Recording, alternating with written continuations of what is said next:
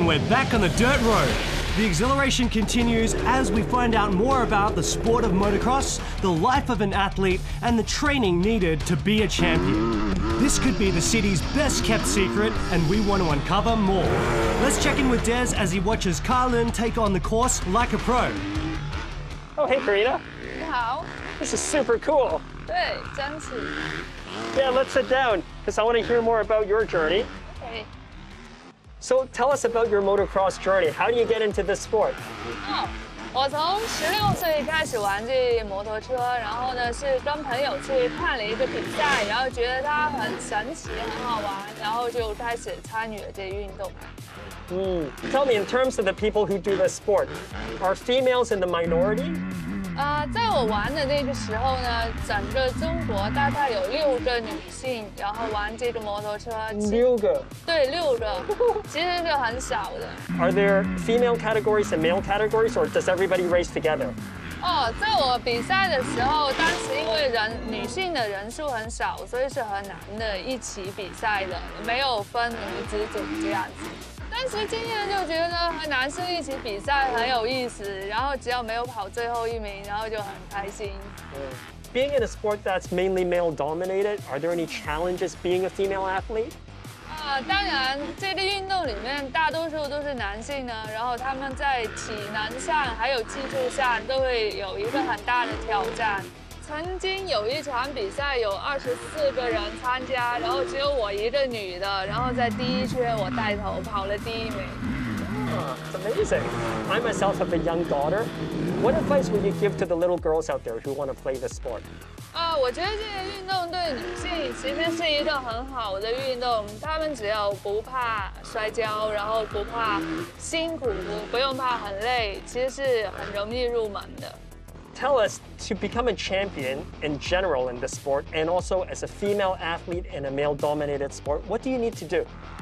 在这个全部是男生的运动里边呢，其实一个女生要玩需要付出的比男生还要大。好像1星期7天，有5天要去做体能的练习。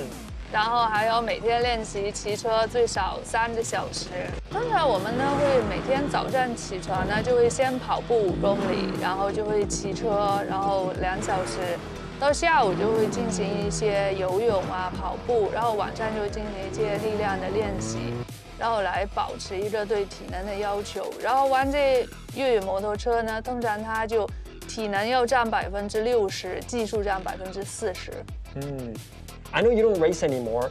What do you do to keep connected to the sport? 我现在呢就做一下教练，然后会教一些新人就怎么去玩这摩托车，然后有时候还会参与一些表演，然后就向更多的人展示这摩托车它的魅力所在。If there was one piece of advice you would give to one of your students, what is it? Motocross 就好像一个人生，它有不同的路面起伏，所以我们要不断的去征服它。Wow, what an amazing story of resilience, commitment, and passion. She's a true inspiration for this sport, and I can't wait to try this myself. But how do we get started? Can you introduce this training bike to us? 呢個係模擬你出去玩車嗰個坐姿啊，同埋個人嘅手啊、腳啊點樣操控啊。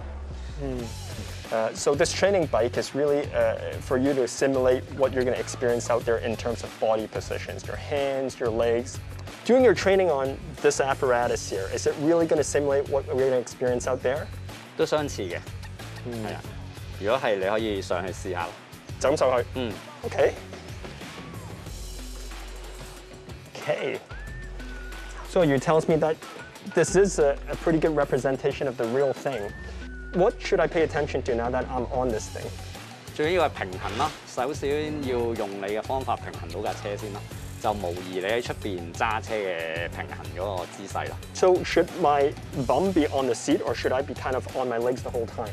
如果係越野電單車咧，其實係長時間係好似騎馬咁半踎嘅，當你入彎先會坐低咯。Okay, so now that I'm on, Ayu tells me that my main objective is to maintain my balance. It's all about keeping your balance on this thing. And I asked him, should my bum be sitting on the chair or should I be kind of on my legs the whole time? He said it's much like riding a horse. You're kind of off the saddle and you only sit down when you're going into turns. Where should my balance be? Should I be leaning forward a little bit, sitting back a bit? And what about left, right? 唔同入彎咧，通常架車落個人就反方向就喺另外一邊嘅。如果上針咧，就通常係向前向後都會嘅，同埋你唔同嘅彎啊、唔同嘅針啊個姿勢都唔同嘅，所以就呢個運動係全身嘅都要運用嘅。Okay, so this is a full body workout because you really can't predict what's going to happen. You could be leaning forward or backwards when you're jumping, and depending on when you take off and when you land. So if I'm going to get in an accident, I'm about to fly off, should I jump off the bike or should I stay with the vehicle? 盡量如果炒車咧就唔好離開架車啦，始終架車有避震咧，如果佢落地嗰下咧，起碼有頭尾避震幫你射咁啲力。He said because the bikes have shocks both at the front and the back, it's better to stay with the bike and let the shock absorb some of that impact instead of trying to jump off. Because if you jump off, your body's going to take the full impact of the fall, and that's not good. Let's look at the bike. For the handlebars, for example, on normal bikes, usually I see there are 2 levers, 1 brake, 1 clutch. What's this little thing here? 依架車因為佢係4衝程，比較壓縮比大，佢依個掣咧就係幫你減壓，其他嘢咧就同普通電單車一樣啦。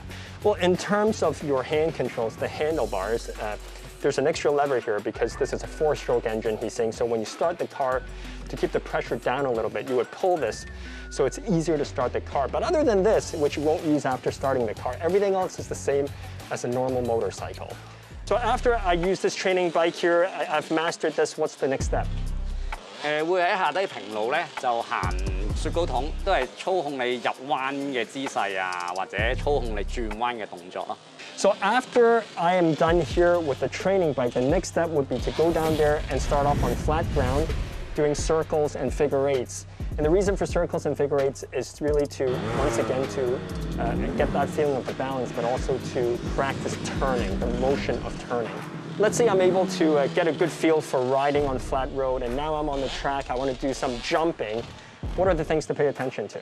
上針咧通常就係控制你比油啊，同埋落針咧就最安全，就係頭尾轆一齊落嗰個接位，個斜面位就最安全。後轆落地就有個危險性，如果你隻手收唔到油或者突然間加速咧，佢就會惡頭咁樣將架車飛咗出去，有個危險性咯。In terms of jumping, the things to pay attention to when you go off the jump, it's about controlling your speed well. And then, of course, coming off the jump, it's the landing. And this is something I didn't know. I always thought when you land, you kind of land on your back wheel first, but you said, no, you want to try and land on both wheels. Because if you land on your back wheel, let's say you lose control of your speed and your gas. If you come down too slow or you give too much gas, you could kind of bump and crash off into the sky. What have you learned or gained from this sport? 得着就係你喺度操到咁上下咧，可以翻國內去鬥下車啊，或者去外國鬥下車咁咯，同埋當一個運動咯。So what he's gotten out of the sport is, first of all, a sport, right? He feels like it's a sport that he really enjoys, and also once you get to a certain level, you can start joining some competitions, and those competitions has brought you to the mainland and to other overseas places as well.